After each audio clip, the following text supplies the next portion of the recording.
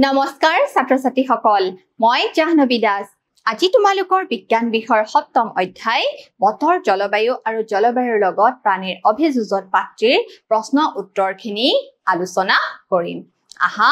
আমি শিকিবলৈ লওঁ এই পাঠটিতনো কি প্ৰশ্ন সন্নিবিষ্ট কৰা আছে আহা তোমালোকৰ প্ৰথম প্ৰশ্ন হৈছে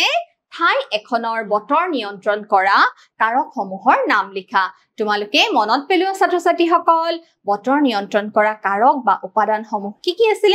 উষ্ণতা আৰ্দ্ৰতা বৰষুণৰ পৰিমাণ বতাহৰ গতি ইত্যাদি হয় নহয় সোৱা কোনো ঠাইৰ বতৰ নিৰ্ণয় কৰা উপাদানসমূহ হ'ল উষ্ণতা আৰ্দ্ৰতা বৰষুণ আৰু বতাহৰ গতি গতিকে তোমালোকে মনত ৰাখিবা বতৰ উপাদানসমূহ হৈছে উষ্ণতা আৰ্দ্ৰতা বৰষুণৰ পৰিমাণ আৰু বতাহৰ গতি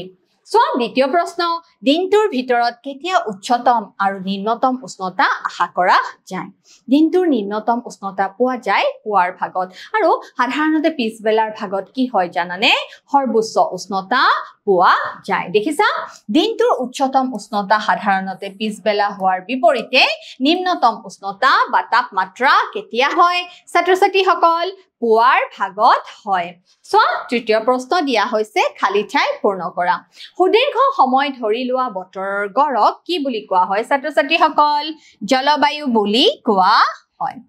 হয়নে নহয় বতৰৰ গড় নমুনা সুদীৰ্ঘ সময় ধৰা 25 বছৰৰ যি বতৰৰ গড় নমুনা তাক কি বুলি কোৱা হয় জলবায়ু বুলি কোৱা হয় সোৱা এখন ঠাই যত বৰষুণৰ পৰিমাণ কম আৰু উষ্ণতা গোটেই বছৰ ধৰি বেছি সেই ঠাইৰ জলবায়ু কেনেকুৱা হয় জানানে যত বৰষুণৰ পৰিমাণ কম গতিকে সেই ঠাইৰ জলবায়ু হ'ব গৰম আৰু শুকান তোমালোকে মনত ৰাখিবা গৰম আৰু শুকান জলবায়ুৰ চৰম অৱস্থাত থকা পৃথিৱীৰ দুটা অঞ্চল হ'ল জলবায়ুৰ চৰম অৱস্থাত থকা পৃথিৱীৰ দুটা অঞ্চল হ'ল মেৰু অঞ্চল আৰু কেনেকুৱা হ'ব গ্ৰীষ্মমণ্ডলীয় অঞ্চল গ্ৰীষ্মমণ্ডলীয় অঞ্চল এই গ্ৰীষ্মমণ্ডলীয় অঞ্চলক কি বুলি কোৱা হয় জানানে বিহুবীয় বৰ্ষাৰণ্য অঞ্চল বুলিও কোৱা হয় কি বুলি কোৱা হয় ছাত্ৰ-ছাত্ৰী সকল বিহুবীয় বৰ্ষাৰণ্য অঞ্চল বুলিও কোৱা হয় মনত ৰাখিবা বিহুবীয় বৰ্ষাৰণ্য অঞ্চল দেখিছা পৃথিৱীৰ চৰম অৱস্থাত পোৱা জলবায়ুৰ দুখন অঞ্চল হ'ল মেৰু অঞ্চল আৰু গ্ৰীষ্মমণ্ডলীয় অঞ্চল সো ইয়াৰ পিছৰ প্ৰশ্ন তলৰ অঞ্চলবোৰৰ জলবায়ুৰ প্ৰকাৰৰ আভাস দিয়া দেখিছা জম্মু আৰু কাশ্মীৰৰ কেনেকুৱা হয় ছাত্ৰ-ছাত্ৰী সকল জম্মু আৰু কাশ্মীৰৰ হয় মধ্যমীয়া গৰম আৰু সেমেকা হয়নে নহয় মধ্যমীয়া গৰম আৰু সেমেকা মধ্যমীয়া গৰম আৰু কি হ'ব ছাত্ৰ-ছাত্ৰী সকল সেমেকা একেদৰে কেৰালাৰ কেনেকুৱা হ'ব বৰ গৰম হয়নে নহয় কেৰালাৰ খুব গৰম বৰ গৰম আৰু কেনেকুৱা হ'ব সেমেকা ৰাজস্থানৰ কেনেকুৱা হ'ব বৰষুণৰ পৰিমাণ কমেই থাকে গতিকে ৰাজস্থানৰ কেনেকুৱা হ'ব গৰম আৰু শুকান হয়নে নহয় গৰম আৰু শুকান যেহেতু কিয় শুকান বৰষুণৰ পৰিমাণ কম উত্তৰ পূব ভাৰতত যেহেতু বৰষুণৰ পৰিমাণ বেছি গতিকে জলবায়ু কেনেকুৱা হ'ব আৰ্দ্ৰ হ'ব মানে সেমেকা হ'ব সো বতৰ আৰু জলবায়ু এই দুটাৰ কোনটো সঘনে সলনি হয় আমি জানো যে বতৰ আৰু জলবায়ুৰ ভিতৰত বতৰ সঘনে সলনি হয় কাৰণ এটা দিনৰ কথা যদি আমি চিন্তা কৰো ৰাতিপুৱা যদি ৰ'দ দি আছে হয়তো দুপৰীয়া বা পাছবেলালৈ বা আবেলিলৈ হয়তো কি হ'ব পাৰে বৰষুণ হ'ব পাৰে গতিকে বতৰ কি হ'ব পাৰে সঘনাই সলনি হৈ থাকিব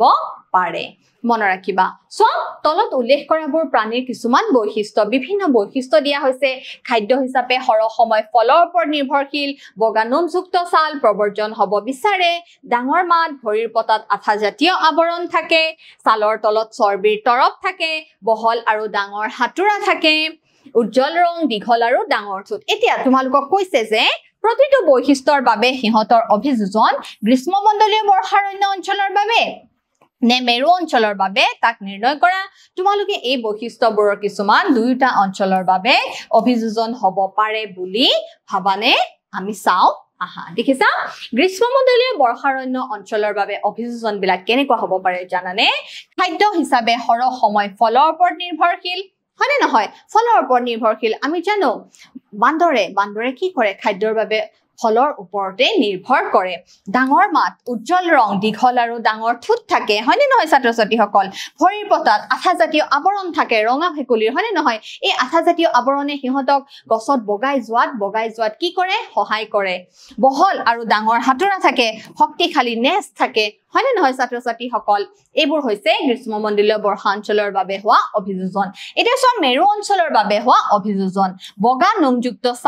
ছালৰ তলত চৰ্বিৰ তৰপ আৰু প্ৰবৰ্জন হ'ব বিচাৰে হয়নে বগা নোমযুক্ত ছাল যি বগা ভালুক বৰফৰ লগত মিলি থাকে হয়নে নহয় পেঙ্গুইনৰ ভৰি বৰফৰ লগত মিলি থাকে ছালৰ তলত চৰ্বিৰ তৰপ থাকে যি জীৱটোক বা জন্তুটোক কি কৰি ৰাখে গৰম কৰি ৰাখে হয়নে নহয় আৰু প্ৰবৰ্জন হ'ব বিচাৰে চৰাই কি কৰে শীতকাল আহাৰ লগে নিজকে উষ্ণ কৰি ৰাখিবৰ বাবে গৰম অঞ্চললৈ পৰিভ্ৰমণ কৰে বা খাদ্যৰ নাটনিৰ বাবে পৰিভ্ৰমণ কৰে বা প্ৰজননৰ বাবে কি কৰে পৰিভ্ৰমণ কৰে গতিকে এই সমূহ হৈছে মেৰু অঞ্চলৰ বৈশিষ্ট্য এতিয়া চোৱা গ্ৰীষ্মমণ্ডলীয় বৰ্ষাৰণ্য অঞ্চলত বৃহৎ সংখ্যক প্ৰাণী পোৱা যায় কিয় এনে হয় ব্যাখ্যা কৰা গ্ৰীষ্মমণ্ডলীয় বৰ্ষাৰণ্যৰ জলবায়ু সাধাৰণতে অবিৰত গৰম আৰু আৰ্দ্ৰ এই অনুকূল জলবায়ুৰ উপস্থিতিৰ বাবে বৃহৎ সংখ্যক উদ্ভিদ আৰু প্ৰাণী পোৱা যায় দেখিছানে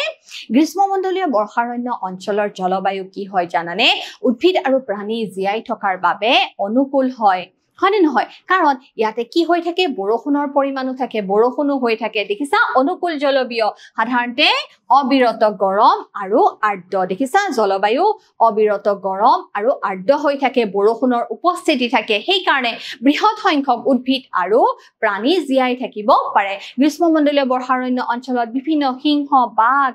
হয়নে নহয় ছাত্ৰ ছাত্ৰীসকল বান্দৰ ভেকুলী উদ্ভিদ প্ৰাণী অসংখ্য উদ্ভিদ আৰু প্ৰাণী জীয়াই থাকে সো কিয় আমি নিৰ্দিষ্ট প্ৰকাৰৰ প্ৰাণী বিশেষ জলবায়ু অঞ্চলত পাও উদাহৰণ সহ ব্যাখ্যা কৰা বিশেষ জলবায়ুৰ পৰিস্থিতিত কিছুমান বিশেষ ধৰণৰ প্ৰাণী পোৱা যায় কাৰণ ইহঁতে সেই পৰিস্থিতিৰ লগত ভালদৰে খাপ খাব পাৰে যেনে বগা ভালুক মেৰু অঞ্চলৰ বাবে খাপ খুৱাই লোৱা হয় দেখিছানে এই মেৰু অঞ্চল এই বিশেষ অঞ্চলত এক বিশেষ ধৰণৰ প্ৰাণী পোৱা যায় আৰু ই কি কৰে নিজকে খাপ খুৱাই ল'ব পাৰে কাৰণ ইয়াৰ ছাল ডাঠ আৰু ঠাণ্ডা অৱস্থাত ইয়াক কি কৰে গৰম কৰি ৰাখিবলৈ ইয়াৰ ছালৰ তলত কি থাকে চৰ্বিৰ তৰপ থাকে কিন্তু এই অভিযোজনৰ দ্বাৰা ইয়াৰ বাবে গৰম হোৱা গ্ৰীষ্মমণ্ডলীয় অঞ্চলত জীয়াই থকাটো সম্ভৱ নহব গতিকে বগা ভালুকে যিহেতু ছালৰ তলত চৰ্বিৰ তৰপ থাকে হয়নে নহয় গতিকে গ্ৰীষ্মমণ্ডলীয় অঞ্চলত জীয়াই থাকিব নোৱাৰে একেদৰে বান্দৰৰ এটা দীঘল আৰু মজবুত নেজ থাকে উচ্চ কণ্ঠ থাকে ইত্যাদি বৈশিষ্ট্যৰে অৰণ্যত বাস কৰিবলৈ কি হয় অভিযোজিত হয় য'ত গছ-গছনি অতি কম বা মেৰু অঞ্চলত এই বৈশিষ্ট্যসমূহৰ কোনো গুৰুত্ব নাই এতিয়া বান্দৰে গছ-গছনি নথকা অঞ্চলত বৰফৰ অঞ্চলত এই বান্দৰে জীয়াই থাকিব পাৰিবনে ছাত্ৰ-ছাত্ৰীসকল গতিকে কিছুমান বিশেষ প্ৰকাৰৰ প্ৰাণীয়ে কেৱল কিছুমান জলবায়ুৰ পৰিস্থিতিতহে বাস কৰিব পাৰে সো গ্ৰীষ্মমণ্ডলীয় বৰ্ষাৰণ্য অঞ্চলত বাস কৰা হাতীয়ে কেনেদৰে নিজকে অভ্যস্ত কৰে তলত দিয়া প্ৰশ্নবোৰৰ পৰা কোনটো শুদ্ধ উত্তৰ বাছি উলিওৱা সো গ্ৰীষ্মমণ্ডলীয় বৰ্ষাৰণ্য অঞ্চলত এটা গুৰুত্বপূৰ্ণ আৰু বহুলভাৱে পোৱা প্ৰাণী হ'ল ভাৰতীয় হাতী তোমালোকে মনত ৰাখিবা এই অঞ্চলৰ পৰিস্থিতিৰ লগত ই উল্লেখযোগ্যভাৱে খাপ খাই পৰিছে আৰু কিছুমান অভিযোজন হৈছে অভিযোজনবোৰ কেনেকুৱা ছাত্ৰ-ছাত্ৰীসকল হাতীৰ কি থাকে এডাল শুৰ থাকে হয়নে নহয় আৰু এই শুৰডালে কি কৰে ইহঁতক খাদ্য সংগ্ৰহ কৰাত আহৰণ কৰাত সহায় কৰে আকৌ ৰূপান্তৰিত দাঁত থাকে এই ৰূপান্তৰিত দাঁতসমূহে কি কৰিব পাৰে খাদ্য চিঙি পেলাই খোৱাত কি কৰে সহায় কৰে গছৰ বাকলি খোৱাত সহায় কৰে হয়নে নহয় আৰু ইহঁতৰ শ্ৰৱণ শক্তি অতি প্ৰবল হয়নে চাও আহা আমি ছাত্ৰ-ছাত্ৰীসকল ইয়াৰ শুৰডালক নাক হিচাপে ব্যৱহাৰ কৰে যাতে ইয়াৰ ঘ্ৰাণ শক্তিও কি হয় প্ৰবল হয় ইয়াৰ শুৰডাল খাদ্য তুলিবলৈ ব্যৱহাৰ কৰা হয় দাঁতবোৰ গছৰ বাকলি চিঙিবলৈ ব্যৱহাৰ কৰা হয় আৰু হাতীৰ কাণ ডাঙৰ হোৱাৰ বাবে অতি সৰু শব্দও দেখিছানে অতি সৰু শব্দও শুনিব পাৰে কিয় শুনিব পাৰে কাৰণ হাতীৰ কাণ দুখন ডাঙৰ আকৌ হাতীৰ কাণ দুখন ডাঙৰ হোৱা বাবে ই কি কৰিব পাৰে হেমেকা অঞ্চলত নিজকে কি কৰিব পাৰে অভিযোজিত কৰিব পাৰে